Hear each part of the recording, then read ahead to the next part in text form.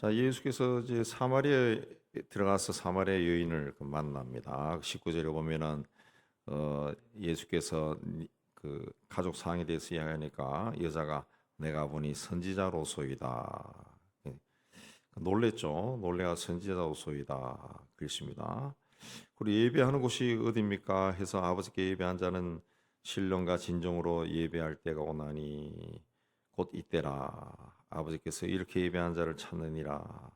그 말을 듣고 그 25절에 보면 여자가 메시아가 오실 줄 내가 아노니 그가 오시면 모든 것을 우리에게 알려주시리이다. 이 여자도 이제 메시아를 기대했죠.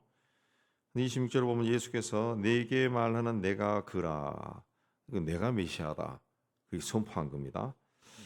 아마도 이 말을 들은 그 사마리아인은 굉장히 놀랐을 것 같아요. 굉장히 쇼가. 자기와 만난 적이 없는 어떤 분이 자기의 가족 상에 대해서 소상히 다 알고 있고 또 메시아가 오시면 이 모든 것을 우리에게 알려줄 겁니다. 그렇게 하는데 그분이 내가 메시아야 굉장히 쇼크를 받았을 거예요. 그래서 28절에 보면은 물동이를 버려두고 동네로 들어가서 사람들에게 내가 행한 모든 일을 내게 많은 사람 와서 보라 이는 그리스도가 아니냐 그렇게 외칩니다. 굉장히 놀랐다는 거죠. 그러니까 아마 굉장히 놀랐을 거예요. 화들짝 놀래가지고 그냥 동네로 그냥 막 뛰어간 겁니다. 뛰어가서 내가 그리스도를 봤다 그 소리를 지른 겁니다. 소리를 지른. 그때 이제 제자들이 와가지고 이제 식사하세요 그렇게 하니까 어, 나에게는 너희가 알지 못하는 먹을 양식이 있다. 32절에 그 34절에 내 양식은 나를 보내신 이의 뜻을 행하며 그 일을 온전히 이루는 이것이니라. 그렇습니다. 이 사람이란 것은 이제 음식을 먹지 않으면 살 수가 없어요. 살 수가 없어요. 그 음식을 먹는다라고 하는 것은 사람이 살아가는 데 있어서 굉장히 중요한 행위인데 예. 예수님이 나의 양식은 나의 보내신 이의 뜻을 행하며 그 일을 온전히 이루는 이것이다라고 하는 것은 이건 그 예수님이 하셔야 되는 일이고 이 일을 위해서 내가 생존한다는 그 이야기죠. 내가 생명을 가지고 사는 이유는 이 하나님의 뜻을 이루는 것이다. 예, 그입니다. 우리가 먹고 사는 것도 먹는 것도 살기 위해서 먹는 건데 예수님은 하나님의 이 일을 행하는 것이 곧 내가 사는 것이다. 내가 사는 이유는 하나님의 일을 하는 것이다. 하나님의 뜻을 행하고 그의 일을 온전히 이루는 것이다. 그렇게 말했습니다. 그렇게 말했습니다. 그리고 38절에 이제 추수꾼에 대한 이야기를 하면서 결론으로 그 너희는 그들이 노력한 것에 참여하였다. 그랬습니다. 참여했다. 내가 너희로 노력하지 아니한 것을 그들로 보내었노니 다른 사람들은 노력하였고 너희는 그들이 노력한 것에 참여하였느니라. 오늘날 우리가 복음을 전하고 또 그 사람들을 주께로 인도하고 일하는 것은 내가 하는 것이 아니라 이미 오랜 세월에 걸쳐서 그 씨를 뿌린 사람들이 있죠. 씨를 뿌린 사람들. 우리 교회도 오래전에 이 교회를 다니면서 기도했던 사람들. 우리 교회가 이 지역에서 하나님의 맡기신 일을 잘 감당해 달라고 기도했던 그 기도들이 이 교회 공동체의 영적인 창고에 가득 차 있다고. 가득 차. 그 이제 우리가 그 일을 할 때 그 기도의 열매를 우리가 거두는 거죠. 거두는 겁니다. 참여하는 거예요. 근데 그 참여도 안 한다 그러면은 그 문제가 되겠죠. 예, 참여해야 돼. 참여하는 것이 중요하다. 그렇게 해서 이제 예수께서 이틀이 지나서 갈릴리로 가셨다. 그래서 가시면서 44절에 선지자가 고향에서는 높임을 받지 못한다. 근데 갈릴리 가니까 갈릴리 사람들이 그를 영접했다는 거죠. 예수님은 선지자가 고향에서 높임을 받지 못한다 그랬는데 고향에 가니까 사람들이 예수님을 영접했다는 그 이유는 자기들도 명절에 갔다가 예수께서 명절 중에 예루살렘에서 하신 모든 일을 보았습니다. 예루살렘에 갔다가 예수를 봤다, 예수를 만난 거예요. 그 예수님이 예루살렘에서 일하는 것을 본 겁니다. 본 겁니다. 예. 뭘 봤습니까? 그때 예. 예루살렘 성전에서 장사하는 사람들 쫓아내고 또 야단치고 또 종교 지도자들과의 언쟁에서 그 말씀을 하시고 또 그리스도만이 하실 수 있는 말을 하고 그리스도만이 할 수 있는 일을 하는 것을 직접 봤습니다. 직접 봤습니다. 예. 메시아로서 어떤 일을 하는 걸 본 겁니다. 지금까지는 고향 사람들이 예수를 배척했습니다. 왜 배척했냐? 저 사람 무슨 하면은 저 사람은 누구 집 아들 아니냐? 저 동생들이 누구 아니냐 하고 우습게 여겼어요. 예, 우습게 여겼습니다. 왜 그랬습니까? 몰랐죠. 그냥 늘 30년 동안 자기 동네에서 일하던 어떤 청년을 봤기 때문에 그 청년이 뭘 하는지 모른 겁니다. 근데 예루살렘 가서 우리 동네 청년이 하는 일을 보니까 이거는 일반 사람이 하는 그게 아니라는 거죠. 저 사람이 어디서 저렇게 배웠지? 완전 놀란 겁니다. 예. 그래서 그 명절 중 예루살렘에서 하신 일을 봤기 때문이다. 그렇습니다. 예. 42절에도 보면 사마리아 여인이 그리스도를 봤다 하니까 동네 사람들이 다 와서 쭉 봤어요. 그리고 이틀 동안 거기에 유하시면서 가르쳤습니다. 그러자 42절 보면은 그 여인에게 이제 우리가 믿는 것은 네 말로 인함이 아니니 이는 우리가 친히 듣고 그가 참으로 세상의 구주신 줄 알미라 그랬습니다. 처음에는 여인의 말을 듣고 쫓아나와서 봤다가 그분을 모시고 마을에 들어가서 한 이틀 동안 계시면서 말씀으로 가르침을 받고 난 다음에 우리가 친히 듣고 그가 참으로 세상의 구주신 줄 알미라. 그래서 이 예수가 누군지 알았다는 거죠. 말씀을 통해 알고 그리고 이분이 그리스도다. 그걸 알았다는 거죠. 알았다. 그러니까 우리가 예수가 누구냐 이걸 모르고 신앙생활 백날 해봤자 아무런 효과가 없습니다. 아무런 효과가 없어요. 예.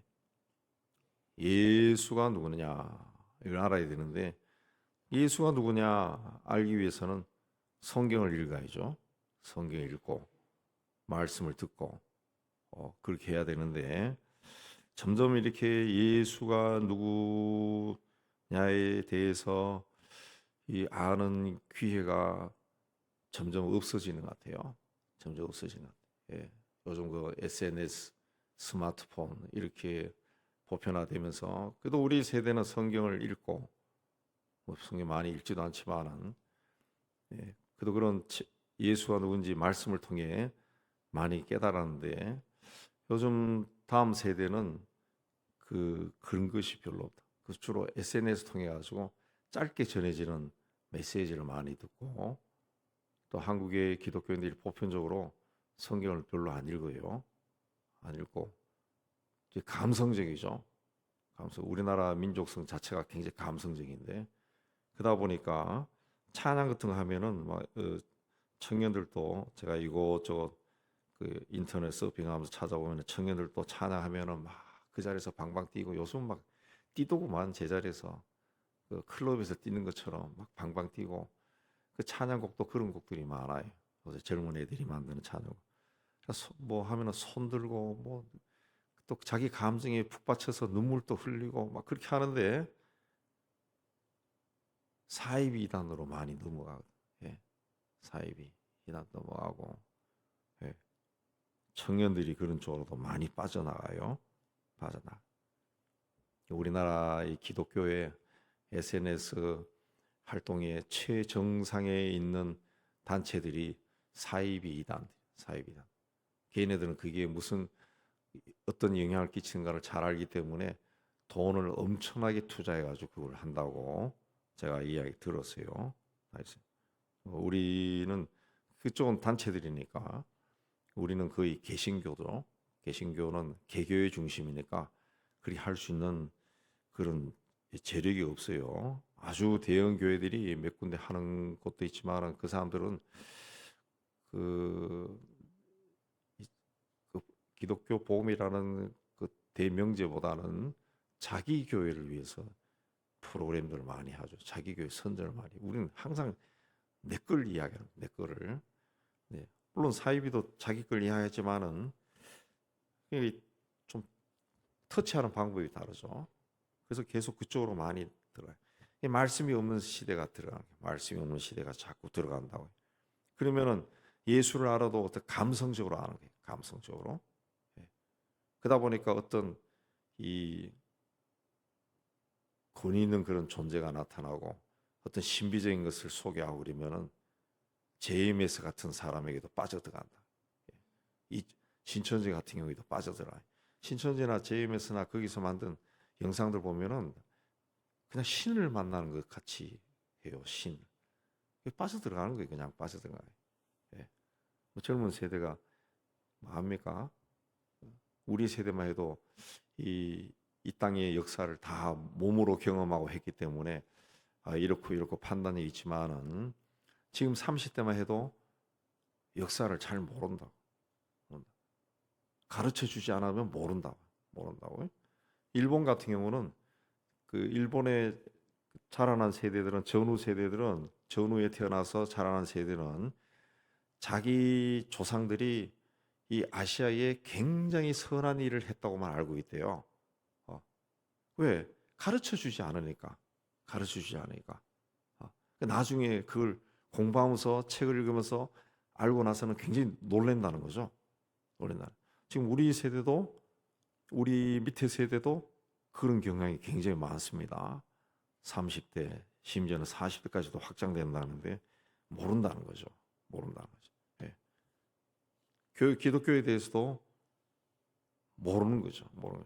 말씀을 통해서 배우고 우리 세대는 그래도 기도원을 다니고 말씀 성경 공부도 열심히 하고 그렇게 해서 그런 과정에 베레아 사람들처럼 궁금해서 성경도 찾아보고 이렇게 한 사람들이 꽤 많은데 그럼에도 불구하고 사이비 이단 또 빠져버린 사람도 엄청나게 많은데 다음 세대는 그런 게 거의 없죠.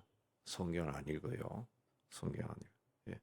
그러다 보니까 앞으로의 기독교는 더 위험해질 수 있다. 예. 위험하다. 그냥 교회에 출석하는 사람이 크리스천이 아니라는 거죠. 크리스천이 아니라. 예. 크리스천. 예수가 누군지를 모른다는 거지. 그냥 감성적인 분으로 알고 음악이 좋아가지고 교회를 다니고 이런 사람들이 있고. 예. 그래서 교회에서 밴드 하는 애들을 또 내가 다른 교회도 여러 군데 이야기 들어보면은 그 도덕성에 굉장히 문제가 되는 애들이 상당히 많더구만. 예, 상당히 많더라. 그냥 음악만 하는 거예요. 음악만. 교회에서 부르니까 가서 딩딩딩딩 한 거예요. 근데 교회 밖만 나가면은 전혀 다르게 살죠. 다르게.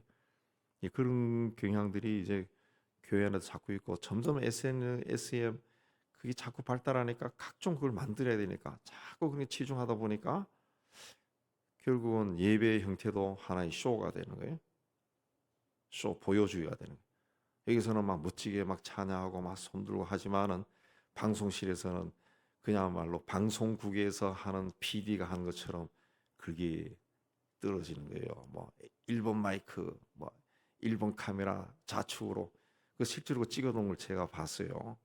보고서 교회는 쇼가 아닙니다. 그 소개하는 걸 봤는데 그냥 방송국의 그 방송실에서 앞에 무대를 향해서 지시하는 것하고 똑같이 하더라. 똑같이.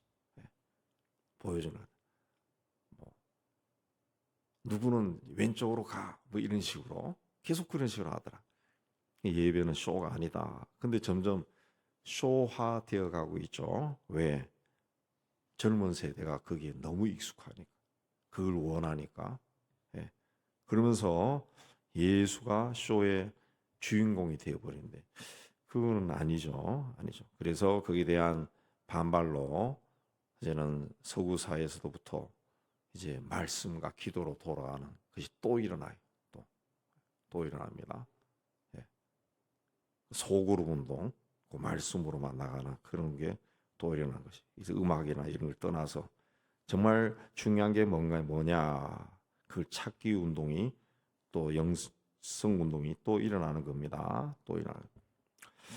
그래서 갈릴리 가나에 이르니까 46절에 여기가 전에 물로 포도주를 만든 곳인데 왕의 신하가 있어 아들이 가버나움에 병이 들었다. 이 가버나움에서 가나까지는 한 30km, 3, 40km, 한 100리 길입니다.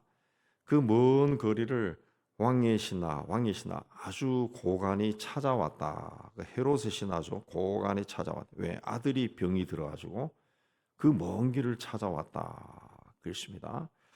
그 먼 길을 찾아왔다라고 하는 것은 이 왕의 신하가 자기 아들이 병이 들었을 때 돈으로 해줄 수 있는 건 다 해봤겠죠. 근데 안 되더라는 거죠. 안 되고. 근데 예수라는 분에 대해서 소문도 듣고 자기가 한번 봤을 겁니다. 예수가 뭐 하는가. 또 병도 고치고 막 그렇게 하는 거 봤을 거예요. 저분이라면은 우리 아이를 고칠 수 있겠구나. 그런 그 믿음이 생긴 거죠. 믿음이 생겨서 그 먼 거리를 올라왔다는 거죠. 올라왔다. 그랬습니다. 그 아들은 아마 굉장히 병이 심해서 아들은 데리고 오지 않고 본인이 올라온 겁니다. 본인이 와서 예수님을 자기 집으로 청해 가기 위해서 온 겁니다. 그래서 41절에 그가 예수께서 유대로부터 갈릴리로 오셨다는 것을 듣고 가서 청하대에 내려오셔서 내 아들의 병을 고쳐 주소서 하니 그가 거의 죽게 되었습니다. 그 거의 죽을 지경에 이르렀다는 거죠. 예. 그래서 예수께서 너희가 표적과 기사를 보지 못하면 도무지 믿지 않는구나. 예수님이 이건 뭔가 하면은 약간 이제 꾸중을 한 거죠. 아니 뭐 도무지 믿지 않는구나. 표적과 기사가 없으면은 좀 냉담한 반응을 보인 거죠. 그럼에도 불구하고 49절에 신하가 주여 내 아이가 죽기 전에 내려오셔서 굉장히 간절하게 이야기한 겁니다. 그때 50절에 보면은 예수께서 가라 내 아들이 살아있다. 그랬습니다. 살아있다. 이거 믿을 수 있겠어요, 여러분? 여러분이 어디 갔는데 우리 애가 죽을 지경에 되어서 누구를 찾아가서 우리 집에 가서 안수기도 좀 해주세요. 그러니까 가라 살아났어. 뭐 할렐루야 하고 가겠어요? 안 가죠.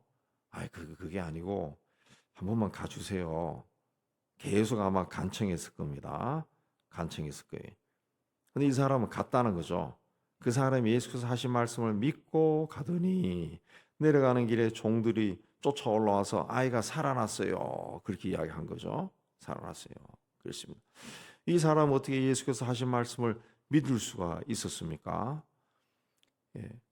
우리도 뭐 기도하면은 뭐 아멘 그러고 믿습니다 뭐 하고 설교 시간에도 아멘 그러고 믿습니다 그렇게 말은 하는데 실제로는 믿는지 안 믿는지 모르죠. 그 병도 낫지도 않고 왜 그럴까? 왜 그럴까? 이 사람은 예수에 대해서 이미 그 먼 거리를 찾아 올라갈 때는 예수님에 대해서 어떤 절대적인 믿음이 있었죠. 아, 이분이 기도하면 나을 것 같다. 예. 이분이라면. 그러니까 이분도 예수를 내가 메시아로 본 거죠. 메시아가 맞다면은 이분이 하면은 다 나을 거다. 그래서 가라. 아들이 살았다.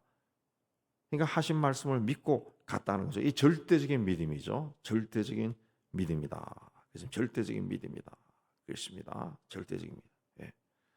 우리가 이제 병든 자를 위해서 기도한다든가 그렇게 했을 때 절대적인 믿음을 가진 사람에서는 그 몸에서 금방 반응이 나타나는 것도 보이더라고 언젠가는. 예. 몸이 막 떨린다든가 목구멍이 막 발타박 뛴다든가 그 희한한 반응이 그 절대적인 믿음을 가진 사람에서는 나타나요. 예. 옛날에 청년 때 시골에 가서 친구들 가서 전도할 때도 그 귀신 들린 사람이 있었는데 우리 순수했죠. 그 순수한 믿음을 가지고 있으니까 귀신 들린 사람하고 딱 마주쳤을 때 굉장히 귀신 들린 사람이더구만. 근데 그런 사람 앞에서도 주눅이 들지 않고 이 몇 번 부딪히니까 그 양반들이 속으로 우리 뭐 이야기했죠. 예수 이름으로 나가라고. 그 사람이 이제 나중에는 피하더라고 자꾸. 우리가 보이면 도망가든가 자꾸 피하더구만. 피하고. 예. 그리고 우리 병든 청년 있었지. 청년 집에 들어가서 청년 위에 한 17명이 손 얹고 막 기도하니까 이 둘러 있는 사람이 몸이 막 팔딱팔딱 뛰더구만. 예. 뭐그 후에 어떻게 된지는 우리가 뭐 옛날에는 뭐 지도도 없고 뭐 그것도 없어서 확인 안 해봤지만은 그냥 믿음을 가지고 하고 상대방도 그냥 살고 싶은 믿음이 있으면은 그 반응이 나온다. 반응이. 이 아이의 아버지는 그런 사람이었다는 거죠. 자기가 왕의 아들이다, 왕의 신하다, 그걸 주장하지 않아요. 그냥 하나님의 눈으로 자신을 보니까 자기는 아무것도 아니에요. 저분은 하나님의 사람이요. 그냥 그 사람 앞에 가서 우리 애 좀 살려주세요. 가라, 살아났어. 그러니까 그 믿고 갔다는 거죠. 믿고 갔다. 그래서 가나안 여인이 귀신 들린 자신의 딸을 살려달라고 외칩니다. 예수께서 자녀의 떡을 취해서 개들이 던지는 것이 옳지 않다 그러지만은 여인이 포기하지 않고 개들도 상에서 떨어진 것을 먹습니다. 그러니까 소리니까 예수께서 네 믿음이 크다. 소원대로 될 거다. 그러니까 그때 딸이 나았다. 그렇습니다. 딸이 나았다. 그러니까 예수님 앞에 나갔을 때는 절대 포기하지 아니하고 이분은 내 문제를 해결해 줄 수 있다라고 믿는 거죠. 이 주님의 손을 붙들고 놓지는 않는 겁니다. 놓지 않는 가나안 여인이나 이 아이 아버지나 포기하지 않는 거죠. 포기하지 않는 거. 예. 믿음이 진정한 믿음이 있는 사람은 포기하지 않습니다. 포기하지. 근데 왜 자꾸 좌절하고 포기합니까? 다소 보면 믿음이 없는 거죠. 기도하다가 그만두는 거 믿음이 없는 겁니다. 믿는다고 자꾸 말은 하는데 말로 믿는 거지. 말로 믿는 거지. 예, 믿지 않는 거죠. 맞죠? 이 왕의 신하에게는 그 예수님에 대한 신뢰가 있었습니다. 신뢰. 이분이 하시는 말씀은 무조건 그대로 된다. 그걸 믿은 거죠. 그 집으로 가라. 그러니까 아니 이렇게 하면 어떻게 됩니까? 우리 같은 이야기가 아니 이렇게 하면 어떻게 됩니까? 더 부탁도 하지 않았어요. 확인하려고 하지 않았습니다. 그냥 갔다는 거죠.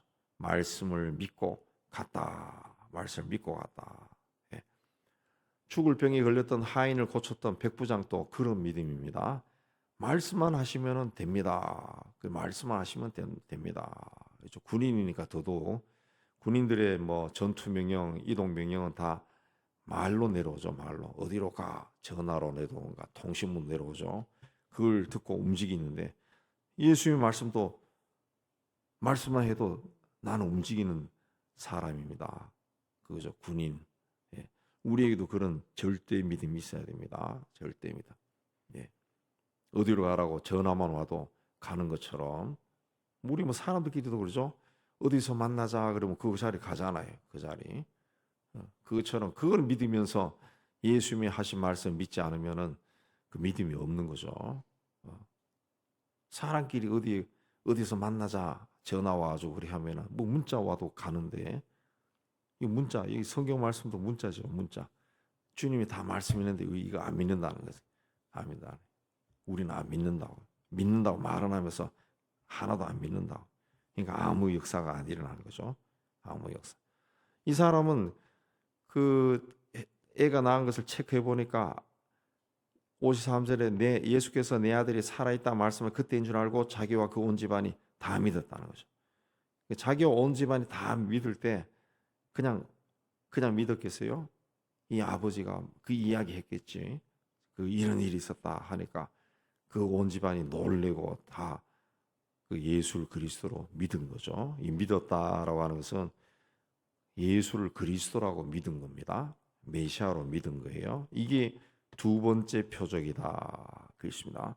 갈릴리에서 물로 포도주를 만들고 그게 첫 번째고 그다음에 이 왕의 신하의 아들이 낳은 것이 두 번째 표적이라. 두 번째 표적. 첫 번째 표적에서도 예수의 어머니 마리아가 그 포도주가 다 떨어졌다. 예수님에게 이야기하니까 예수님 그게 나하고 무슨 상관이 있어요?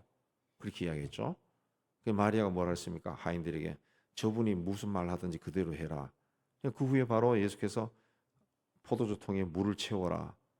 그 물이 포도주로 변한 거죠. 어머니 마리아는 이 예수가 누군지 알고 있죠. 성령으로 잉태했다는. 뭔가 저 사람은 내 아들, 내 몸을 통해 태어난 아들이지만 뭔가 쟤는 다르다. 이 포도주가 떨어졌을 때 하인들에게 예수가 나하고 무슨 상관이요? 그러니까 하인들에게는 저분이 이야기한 대로 해라. 물이 포도주로 변하고 어머니 마리아는 예수가 누군지를 아는 거지. 그러니까 예수에 대해서 절대적인 믿음이 있는 거죠. 저분이 말한 대로 해. 절대적인 믿음. 오늘 왕의 신하도 그 말씀을 믿고 가서 나아버렸죠. 우리는 주님의 말씀을 이렇게 절대 신뢰해야 됩니다. 절대 신뢰. 그러니까 창세기에서 계시록까지 하나님의 말씀을 절대 신뢰하고 이 말씀으로 기도할 때도 그 말씀이 나오면은 거기에 빨간 줄 쳐놓고 형광펜으로 쳐놓고 그 말씀을 소리 지르면서 외치면서 기도하는 거예요. 예, 기도하는 거예요. 병이 나았다, 병이 나은 기사가 나온다 그러면 나도 똑같이 소리 지르면서 똑같이 기도하는 거죠. 똑같이. 예, 수로보니게 가나안 여인의 그 기도처럼 주여 우리 딸을 고쳐주세요. 똑같이 하는 거죠. 똑같이. 예. 그리고 예수께서 하신 말씀도 똑같이 외치는 거죠. 그럴 때 말씀이 능력으로 임한다는 것을 믿으시기 바랍니다. 그게 성경으로 기도하는 거고 그 능력과 그 역사가 다른 사람을 통해서 일어나는 게 아니라 자꾸 그런 사람 찾아다닐 이유가 없다고. 나를 통해서 일어나는 거예요. 나를 통해서 일어나는 그 역사가 있어야 내 믿음이 강해집니다. 이 믿음으로 주님 앞에 서기를 주의 이름으로 축복합니다.